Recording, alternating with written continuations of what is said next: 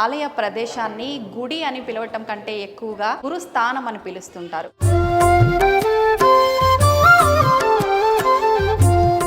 ఈ ఆలయానికి సంబంధించి ఒక స్టోరీ కూడా ఉంది. ఆ స్టోరీ ఏంటంటే, ఇక్కడ ఆలయం నిర్మించడానికి మూల కారణమే జయలక్ష్మి గారు.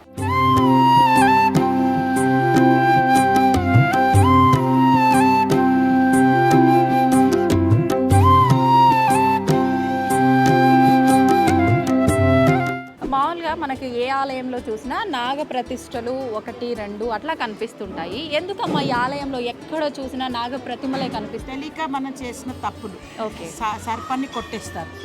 దాని బంగారం కానీ వెండితో ప్రతిస్తే పోదు.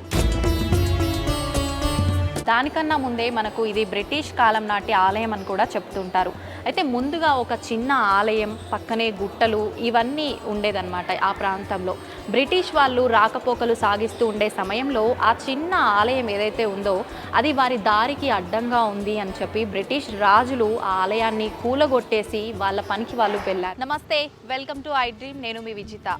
ప్రస్తుతం నేను సికింద్రాబాద్ తిరుమలగిరిలోని ఏఓసిలోని మిల్కా సింగ్ కాలనీకి ఎదురుగా ఉన్న నాగదేవత ఆలయం దగ్గరకు వచ్చేసాను. అసలు ఈ ఆలయం యొక్క విశిష్టత ఏంటి, ఆలయంలో ఎక్కడ చూసినా నాగ ప్రతిష్టలే మనకు కనబడుతూ ఉంటాయని వింటున్నాం. అసలు ఎందుకు ఆలయంలో ఇన్ని నాగదేవత విగ్రహాలు ఉన్నాయి, ఈ ఆలయం యొక్క చరిత్ర ఏంటి, కొన్ని వందల క్రితం నాటి దేవాలయం అని మనకు చాలామంది చెప్తుంటారు. ఇది బ్రిటిష్ కాలం నాటి దేవాలయం అని కూడా చాలామంది చెప్తుంటే విన్నాం. ఆలయంకి సంబంధించిన మరిన్ని విషయాలు మనం లోపలికి వెళ్ళిన తర్వాత మాట్లాడుకుందాం. మీరందరూ కూడా నాతో పాటు వచ్చేయండి. చూసారు కదా, ఇప్పుడు ఆలయ కమాన్ నుంచి లోపలికి వచ్చిన తర్వాత ఇప్పుడు నేను గోపురం ముందైతే ఉన్నాను. ఇప్పుడు ఆలయంలోకి వెళ్ళి అసలు ఆలయ ప్రాంగణం అంతా ఏ విధంగా ఉంది, ఆలయంలో అసలు ఏ దేవతామూర్తులు కొలువై ఉన్నారు అనే విషయాల్ని మీ అందరికీ డీటెయిల్గా చూపిస్తూ ఆలయ చరిత్రను కూడా మీ అందరికీ క్లియర్గా ఎక్స్ప్లెయిన్ చేస్తాను. పదండి.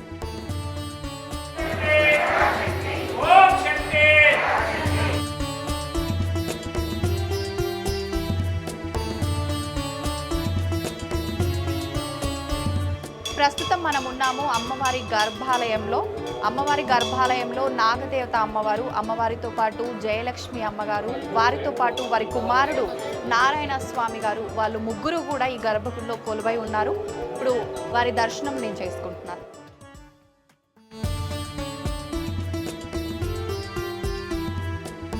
చూసారు కదా, ఇక్కడ కొలువై ఉన్నది జయలక్ష్మి అమ్మగారు.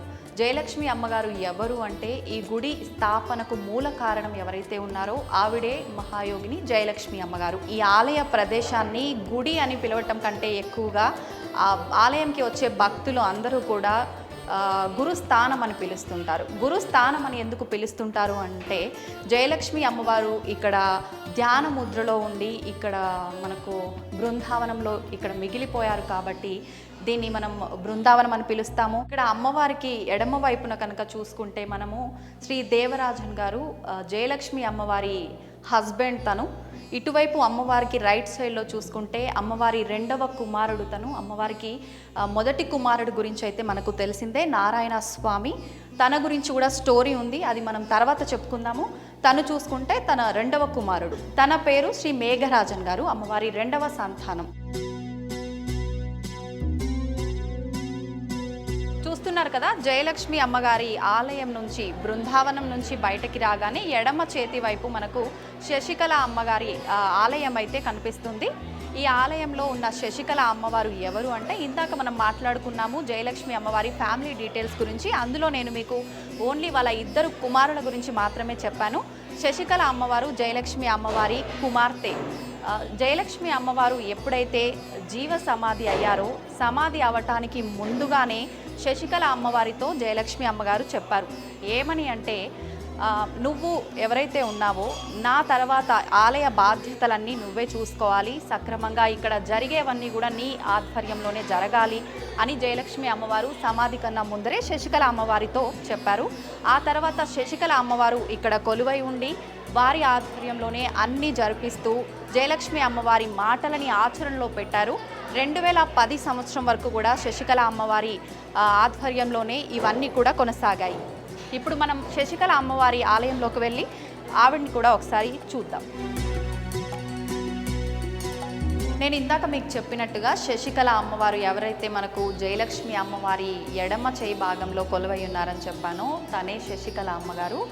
జయలక్ష్మి అమ్మవారు వారి జీవ సమాధికి ముందుగానే తనతో చెప్పారు, గురు ఉపదేశం చేశారు. నువ్వు ఈ ఒక్క స్థానంలో కొలువై ఉండి ఆలయానికి సంబంధించిన ఆచరణలు విధానాలు అన్నీ కూడా చెప్పాలి, చూసుకోవాలని గురు ఉపదేశం చేశారు.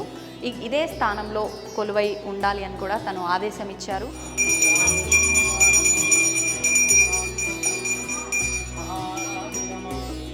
1965లో జయలక్ష్మి అమ్మగారు స్థాపించారు. ఓకే, ఇది రక్ష ఎందుకు కడతారంటే ప్రతి ఒక్క దేవత దగ్గర ఉన్న తల్లి నాగదేవత. ఓకే, నాగమ్మ అంటే రక్షగా ఎందుకు ఉంటారంటే మన ప్రతి ఒక్క దేవత దగ్గర నాగదేవత ఉండాలి కదా, మనకు కూడా రక్ష ఉండాలి, ఎక్కడ వెళ్తే రక్ష ఉండాలి. ఓకే, ప్రతి ఒక్క దేవత దగ్గర నాగదేవత రక్షగా ఎలా ఉన్నారో మనతో పాటు కూడా అమ్మవారు ఉండాలి అంటే ఈ రక్ష రూపంలో కొలువై ఉంటారు. నాగదేవత భూమిలో నివాసం అయి ఉంటుంది, సర్పదేవత. మనం ఆమె పడిగెత్తుకొని భూమిలో ఉంటుంది. మనం అందరం అమ్మవారు మనం రక్షిస్తున్నారు కదా, ఉదయం లేస్తే భూమిని స్పర్శ చేయాలి ఉదయం. నాగదేవత అది వెంటనే వినే తల్లి ఆమె. ఇక్కడ నాగదేవత గుళ్ళో సంతానం కానీ పెళ్ళి కానీ ఏదన్నా మొక్కితే వెంటనే వినే తల్లి నాగమ్మ. ఓకే, ఈ జయలక్ష్మమ్మ గారు ఈ దేవాలయాన్ని నిర్మాణించారు. ఓకే, మనం అందరం నాగమ్మ పిల్లలం అంతే. ఓకే, ఇది నాగలోకం, మనం నాగమ్మ పిల్లలం. అమ్మవారు నాగ పరివారం. ఓకే అమ్మ, నాకు ఒక డౌట్. మామూలుగా మనకి ఏ ఆలయంలో చూసినా నాగ ప్రతిష్టలు 1, 2 అట్లా కనిపిస్తుంటాయి. ఎందుకమ్మా ఈ ఆలయంలో ఎక్కడ చూసినా నాగ ప్రతిమలే కనిపిస్తున్నాయి? అందుకేనా? అయితే నేను విన్నది కూడా ఏంటంటే భక్తులు ఎవరైతే ఉన్నారో వాళ్ళ కోరికలు ఏదైనా ఉంటే మొక్కుకొని మీరన్నట్టుగా నాగదేవతని ఎందుకు ప్రతిష్ఠిస్తారు అంటే తెలియక మనం చేసిన తప్పులు సర్పాన్ని కొట్టేస్తారు, దాని బంగారం కానీ వెండితో ప్రతిష్ఠిస్తే పోదు. నాగ ప్రతిష్ఠ చేస్తే వెంటనే వెళ్ళిపోతుంది. ఓకే, రౌతు విగ్రహం మనం ఉన్నామా లేనా ఈ లోకంలో పునర్ప్రతిష్ఠ అవుతుంది. ఓకే, ఇప్పుడు వెండి బంగారం పెడితే పోదు కదా. అవునవునమ్మా, ఇది నాగలోకం. ఓకే, అదే మొత్తం మీకు ఎక్కడ చూసినా సర్పాలే ఉంటాయి. నాగదేవత సర్వరూపం. ఓకే, చూసారు కదా, ఇక్కడ ఈ ఆలయంలో ప్రత్యేకించి ఇన్ని నాగ ప్రతిష్టలు ఉండటానికి కారణం ఏంటో అమ్మగారు చెప్పారు. మళ్ళీ ఒకసారి నేను మీతో చెప్తాను. ఏంటి అంటే మనం తెలుసో తెలియక నాగుపాములని ఇబ్బంది పెట్టి వాటికి హాని కలిగిస్తూ ఉంటాము. వాటి వల్ల మనకి దోషం అనేది వస్తూ ఉంటుంది. మనం చాలా వరకు వింటుంటాము నాగదోషాలు, కాలసర్ప దోషం, ఇలా చాలా రకాల దోషాల గురించి అయితే వింటూ ఉంటాము. దానివల్ల వివాహం ఆలస్యం అవటము, ఎన్నో రకాల ఇబ్బందులు పడుతూ ఉంటారు, సంతానం ఆలస్యం అవటము. అలా కనుక ఎవరైనా ఉంటే మనం ఇక్కడ నాగ ప్రతిష్ఠ చేయటం వల్ల ఆ దోషం అనేది తొలగిపోతుంది అని ఇక్కడ నమ్మకం. అందుకని ఈ ఆలయంలో నాగ ప్రతిష్టలు ఈ రకంగా ఇన్ని విగ్రహాలు ఉండటానికి కారణం అదే అన్నమాట. అంటే బంగారంతోనో వెండితోనో కూడా నాగప్రతిష్ఠ చేసినా కూడా తొలగని దోషము మనకు రాయి విగ్రహ ప్రతిష్ఠ చేయడం వల్ల ఎక్కువగా ఫలితం ఉంటుంది అని అమ్మగారి మాటల్లో ఇప్పుడు నేను విన్నాను, మీ అందరికీ తెలియజేస్తున్నాను. ఆలయం లోపలికైతే నేను వచ్చేసానండి. మనం ఆలయం లోపల ఎక్కడ చూసుకున్నా కూడా నాగ ప్రతిష్టలతోటే కొలువైపోయి ఉంది. ఎక్కడ ఒక చిన్న గ్యాబ్, ఒక ప్లేస్ అనేది కనిపించినా కూడా ఆ ప్లేస్లో ఖచ్చితంగా నాగ ప్రతిష్టలతోటే నిండిపోయి ఉందన్నమాట ఆలయం అంతా కూడా. అసలు ఈ రకంగా ఆలయంలో విగ్రహ ప్రతిష్టలు, నాగ ప్రతిష్టలు కొలువై ఉండటానికి కారణం ఏంటో మనం ఇందాక కూడా మాట్లాడుకున్నాము. అసలు ఎందుకు అనంటే మళ్ళీ ఒకసారి చెప్తాను. ఎవరైతే వాళ్ళకి సంతానం లేకపోయినా, వివాహం ఆలస్యమైనా, మనకు గత జన్మలో కనుక మన తాత ముత్తాతల నుంచి ఎవరైతే నాగుపాముల్ని చంపడము, వాటిని హింసించడము చేస్తుంటారో అలాంటి దోషాలు ఏమైనా ఉంటే అవి తరతరాలుగా మనని వెంటాడుతూనే ఉంటుంటాయి అని చెప్పి పెద్దవాళ్ళు చెప్తూ ఉంటారు. అలాంటి దోషాలు ఎవరికైనా ఉంటే కనుక మనం ఎన్ని పూజలు చేసినా అవి తొలగిపోవటానికి కొంత సమయం అనేది పడుతుంది అని పెద్దవాళ్ళు చెప్తుంటారు. ఆ దోషాలన్నీ తొలగిపోవాలి అని అంటే విగ్రహ ప్రతిష్టతోటే ఆ దోషాలన్నీ తొలగిపోతాయని ఇక్కడ ఆలయంలో వేరే వాళ్ళు ఇందాక చెప్తుంటే నేను విన్నాను. మనం బంగారు వెండి ప్రతిమల్ని కనుక ప్రతిష్ఠిస్తే దోషం అనేది పూర్తిగా తొలగిపోయే అవకాశం చాలా తక్కువగా ఉంటుంది. రాయి విగ్రహం కనుక మనం ప్రతిష్ఠిస్తే ఆ దోషం అనేది సమూలంగా వెళ్ళిపోతుంది. అందుకని చెప్పి ప్రతి ఒక్కరూ కూడా వాళ్ళు ఏదైనా కోరికలు ఉన్న వాళ్ళైనా, దోషాలు ఉన్న వాళ్ళైనా, వివాహం ఆలస్యమైన వాళ్ళైనా, అలాగే స్కిన్కి సంబంధించిన ఎలర్జీసు, అలా రకరకాల ఇబ్బందులు ఏవైనా ఉన్నా కూడా వాళ్ళందరూ కూడా మొక్కుకొని ఈ ఆలయంకి వచ్చి ఈ రకంగా కనుక చూస్తున్నారు కదా, ఇక్కడ ఈ రకంగా విగ్రహాలు కనుక ప్రతిష్ఠించి ముడుపులు కట్టుకుంటే ఆ కోరికలు, ఆ దోషాలు అన్నీ తీరిపోతాయని ఈ ఆలయం యొక్క చరిత్ర చెబుతోంది. ఈ ఆలయానికి సంబంధించి ఒక స్టోరీ కూడా ఉంది. ఆ స్టోరీ ఏంటంటే, ఇక్కడ ఆలయం నిర్మించటానికి మూల కారణమే జయలక్ష్మి గారు. తను 7 సంవత్సరాల బాలికగా ఉన్నప్పుడు తను ఆడుకోవటానికి బయటకి అలా వెళ్ళినప్పుడు వీధుల్లో తనకి ఎక్కడ పడితే అక్కడ నాగుపాములు ప్రత్యక్షమయ్యాయి. నాగదేవత ప్రత్యక్షమైనా కూడా తను బాలికగా ఉంది కాబట్టి, సామాన్యంగా మనందరం కూడా పాము కనిపిస్తే పెద్దవాళ్ళమే భయపడిపోయి బెంబేలెత్తిపోతుంటాం. కానీ తను 7 ఏళ్ల బాలికగా ఉన్నా కూడా ఎప్పుడు కనిపించినా కూడా నాగుపాముతో తను ఆడుకోవటానికే ప్రయత్నించేది, కానీ కొంచెం కూడా తనలో భయం అనేది కనిపించేది కాదని చెప్తూ ఉంటారు. వాళ్ళ తల్లిదండ్రులు చిన్న బాలిక అయ్యుండి కూడా ఇలా పాములు ఇవన్నీ కనిపిస్తే భయపడకుండా, వాటిని తరమకుండా వాటితో ఆడుకోవాలి అనే ప్రయత్నమే చేస్తుంది అని చెప్పి పెద్దవాళ్ళు గమనించి, ఇలా అయితే బాగోదు అని వాళ్ళు ఆలోచించి కొన్ని రోజుల తర్వాత జయలక్ష్మి అమ్మగారికి వివాహం చేశారు. ఇలానే వదిలేస్తే ఏమైపోతుందో అనే ఒక భయంతో తనకి వివాహం చేయడం అనేది జరిగింది. వివాహం అయిన అనంతరం మరికొద్ది రోజులకి తనకి ఒక సంతానం, మగ సంతానం అనేది కలిగింది. తనే నారాయణ స్వామి. మనకిక్కడ నారాయణ స్వామి, జయలక్ష్మి అమ్మవారు, శశికళ గారు, వాళ్ళ ముగ్గురి మన విగ్రహాలని కూడా ఈ గుళ్ళో మనం చూస్తూ ఉంటాము. ఈ గుడికి గురుస్థానం అని పేరు రావడానికి కూడా ఒక రీజన్ ఏంటంటే, ఇక్కడ దేవతామూర్తులతో పాటు గురుమూర్తులు కూడా కొలువై ఉన్నారు. ప్లస్ మనకు జయలక్ష్మి అమ్మవారు ఇక్కడ జీవ సమాధి అయ్యారు కాబట్టి అది ఒక బృందావనంగా భావించి దీన్ని గురుస్థానం అని కూడా చెప్తూ ఉంటారు. అయితే మనం ఇంకా కథలోకి వెళ్తే, జయలక్ష్మి అమ్మవారి వివాహం తర్వాత తనకు ఒక పుత్రుడు జన్మించిన తర్వాత, పుత్రుడు అనగానే ఫస్ట్ మనకు పుత్రుడు కలిగిన, పుత్రిక కలిగిన మొదటి సంతానం అనగానే ఆ ప్రేమ ఆప్యాయతలు అనేవి ఎక్కువగా ఉంటుంది. అయితే తన సంతానం విషయానికి వస్తే, ఆ బాలుడు జనరల్గా పిల్లలు అనగానే మిత్రులతో కలిసి ఆడుకోవటానికి, తిరగటానికి, స్కూల్కి వెళ్ళటానికి ఇలా ఇంట్రెస్ట్ ఎక్కువగా చూపిస్తుంటారు. కానీ నారాయణ స్వామి మాత్రం ఎప్పుడు చూసినా అమ్మవారి ధ్యానంలో, దైవ ఆరాధనలో ఎక్కువగా భక్తిమయంతో నిండిపోయి ఉండేవాడు. తను ఆలోచించింది ఒకరోజు, ఏంటి ఇలా పిల్లలు అంటే మామూలుగా ఆడుకుంటూ అలా ఉండాలి, వీడేంటి ఇలా ఉన్నాడు అని చెప్పి తను ఆలోచించింది. తర్వాత అకస్మాత్తుగా నారాయణ స్వామి 9 సంవత్సరాల వయసులో ప్రాబ్లం ఏంటి అనేది కూడా తెలియకుండా అకస్మాత్తుగా చనిపోతాడు. తను జయలక్ష్మి అమ్మవారు మామూలుగానే నాగదేవతని ఎక్కువగా పూజిస్తూ ఉండేది కాబట్టి, అమ్మ నీ దయ వల్లే నాకు పుత్రుడు కలిగాడు, ఏంటి రీజన్ అనేదే లేకుండా నా పుత్రుడు మరణించాడు అని చెప్పి తను అమ్మవారిని నిందించటం మొదలుపెట్టింది. కలలో కనిపించి ఒక ముసలి ఆవిడ రూపంలో కనిపించి చెప్పారు. ఏమని అంటే, నువ్వు ఎక్కువగా నన్ను ఆరాధిస్తూ ఉంటావు, అదేవిధంగా నారాయణ స్వామి కూడా ఎక్కువగా అందరూ పిల్లల్లాగా కాకుండా వాళ్ళకి భిన్నంగా ఎప్పుడు చూసినా దైవారాధనలో ఉంటాడు కాబట్టి తనని నాలో ఐక్యం చేసుకున్నాను. నువ్వు గనక నాకు గుడి అనేది నిర్మిస్తే నీ కొడుకుని నీకు ప్రత్యక్షమయ్యేలా చేస్తాను అని చెప్పి అమ్మవారు తనకి కళ్ళు ముసలి ఆవిడ రూపంలో వచ్చి సెలవిచ్చింది.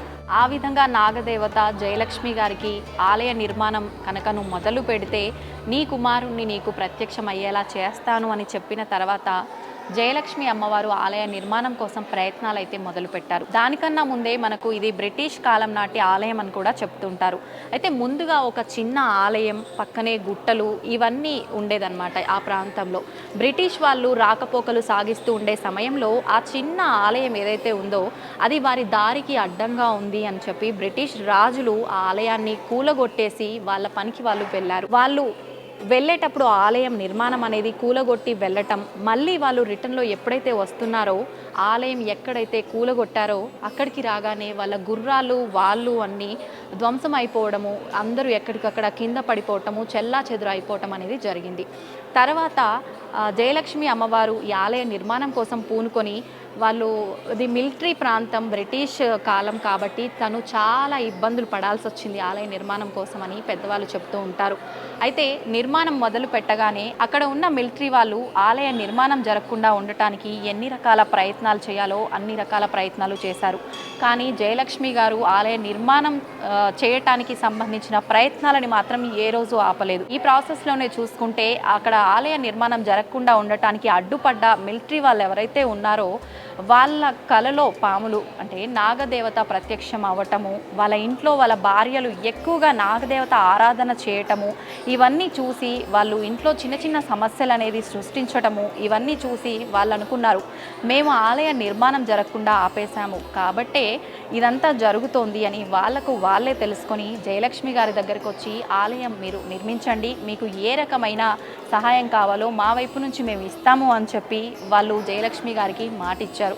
ఆ తర్వాత ఆలయం అనేది చిన్నగా నిర్మాణం అయిపోయింది. ఇదంతా ఆలయ నిర్మాణం అనేది 1970వ సంవత్సరంలో జరిగిందని మనకు పురాణాలు చెబుతున్నాయి. అయితే తర్వాత మరికొన్ని రోజులకి జయలక్ష్మి అమ్మవారికి నాగదేవత ప్రత్యక్షమై ఆలయ నిర్మాణం అనేది నాకు ఇంకా పెద్దగా జరగాలి, నాకు ఆలయం అనేది ఇంకా పెద్దగా ఉండాలి అని చెప్పిందట. ఆ తర్వాత జయలక్ష్మి అమ్మగారు తనతో చెప్పారు, నేను అంత చిన్న ఆలయం నిర్మించడానికే చాలా ఇబ్బందులు పడ్డాను, చాలా వ్యయం కూడా ఖర్చు చేయాల్సి వచ్చింది, ఆలయ నిర్మాణం పెద్దగా చేయాలి అంటే అంత వ్యయ ప్రయాసలు నేను తట్టుకోలేను అని చెప్పి సెలవిచ్చారట. అప్పుడు అమ్మవారు చెప్పారు తనతో, నీ ప్రయత్నాలు అయితే నువ్వు మొదలుపెట్టు, దానికి సంబంధించిన సహాయము ధనము అంతా కూడా దానంతటా అదే వస్తుంది, నువ్వైతే నిర్మాణం ప్రారంభించడానికి నీ ప్రయత్నాలు కొనసాగించు అని చెప్పారట. ఆ తర్వాత నిదానంగా జయలక్ష్మి అమ్మగారు ఆలయ నిర్మాణం పెద్దగా చేయటానికి తన ప్రయత్నాలు తను చేశారు. నిదానంగా ఆలయ నిర్మాణం అనేది కూడా కట్టడం అనేది ప్రారంభమైపోయింది. ఇప్పుడు చూసాం కదా మనందరం కూడా నార్మల్గా మనకు నాగదేవత టెంపుల్స్ అనగానే చిన్నగా అలా ఉంటాయి, కానీ ఈ ఆలయం చూసుకుంటే చాలా పెద్దదిగా ఉంది. మీరందరూ కూడా ఒకసారి చూసేయండి. ఇది నాకు తెలిసినంత వరకు ఈ ఆలయం యొక్క చరిత్ర. నాకు తెలియంది కనుక ఇంకేదైనా ఉంటే మీరు కామెంట్ రూపంలో చిన్నగా షార్ట్ అండ్ స్వీట్గా తెలియజేయండి. ప్రతి సంవత్సరం కూడా ఈ ఆలయంలో మార్చి 25వ తారీఖు శ్రీ జయలక్ష్మి అమ్మవారి ఆరాధనలు జరుగుతూ ఉంటాయి. అదేవిధంగా ఏప్రిల్ 14న కావడి పూజ అనేది చాలా ఘనంగా జరుగుతూ ఉంటుంది. అదేవిధంగా చూసుకుంటే ఈ మాసంలో కూడా ఈసారి కూడా ఈ పూజలు ఈ ఆరాధనలు అనేవి చాలా ఘనంగా వైభవంగా జరగబోతున్నాయని ఇక్కడ భక్తులు చెబుతున్నారు. అదేవిధంగా ఆలయ చరిత్ర చూసుకున్నట్టయితే మనకు అందులో కూడా దీని గురించి వివరంగా తెలుస్తుంది. ఇది ఆలయంలో ధ్వజస్తంభం అన్నమాట. మామూలుగా మనకు అన్ని ఆలయాల్లో ధ్వజస్తంభం కనుక చూసుకుంటే ఎక్కువగా పంచలోహంతో చేసినవి అలాంటివి కనిపిస్తూ ఉంటాయి. ఇక్కడ చూసుకుంటే మనకు రాతితో చేసిన ధ్వజస్తంభం అనేది మనకు కనిపిస్తూ ఉంది. ఈ ధ్వజస్తంభాన్ని మనం ప్రత్యేకంగా గమనిస్తే గనక మనకు కింద అంతా అమ్మవారి ప్రతిమలు కనిపిస్తున్నాయి. పైన చూసుకుంటే మనకు నాగదేవత రూపం అనేది ప్రతిమ రూపంలో కనిపిస్తూ ఉంటుంది.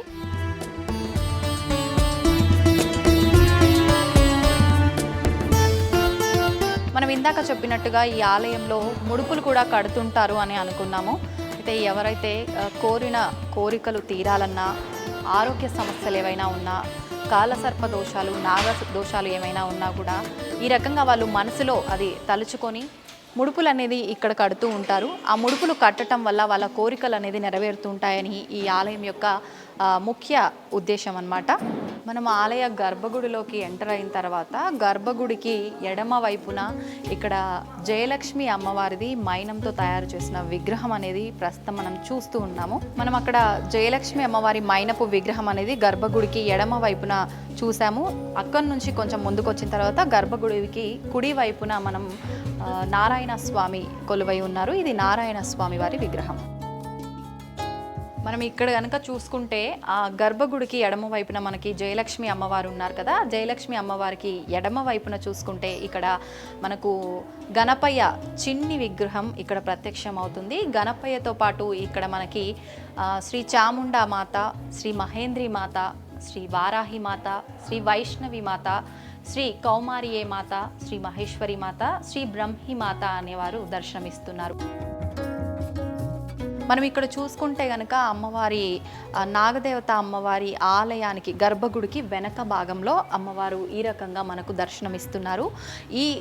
ఇక్కడ కొలువై ఉన్న ఇక్కడ మనకు దర్శనమిస్తున్న అమ్మవారి విగ్రహానికి కూడా ఒక ప్రత్యేకత ఉంది. అదేంటి అంటే మనం ఏదైనా కోరిక కనుక కోరుకుంటే ఆ కోరికలో నిజంగా న్యాయం ఉంటే, ఆ కోరిక నిజంగా నెరవేరే కోరిక అయి ఉంటే మనం ఇక్కడ కాయిన్ అనేది ఈ ప్రాంతంలో ఎక్కడైనా సరే మనం కాయిన్ అనేది అంటిస్తే మనది ఖచ్చితంగా ఖచ్చితంగా బలమైన కోరిక, న్యాయం, మన కోరికలో న్యాయం కనుక ఉంటే ఆ కాయిన్ అనేది అక్కడ స్టిక్ అయిపోతుందంట. మన కోరికలో న్యాయం లేకుండా అది జరగదు అనే ఒక కోరిక అయితే మాత్రం కాయిన్ అనేది మనం ఎన్నిసార్లు ప్రయత్నించినా అది అక్కడ నిలవకుండా పడిపోతుంది అని ఇక్కడ వాళ్ళు చెప్తున్నారు. మనకు ఆలయ గర్భగుడిలోకి ఎంటర్ అయ్యేటప్పుడే రైట్ సైడ్లో మనకు శివయ్య కూడా కొలువై ఉన్నారు. నమామీశమీశాన నిర్వాణ రూపం విభుం వ్యాపకం బ్రహ్మ వేద స్వరూపం నిజం నిర్గుణం నిర్వికల్పం నిరీహం చిరాకాశమాకాశవాసం భజేహం నిరాకారమోంకారమూలం తురీయం గిరాజ్ఞానగోతీతమీశం గిరీశం कराळं महाकालकालं कृपाणुं गुणागार संसारसारं नतोऽहम्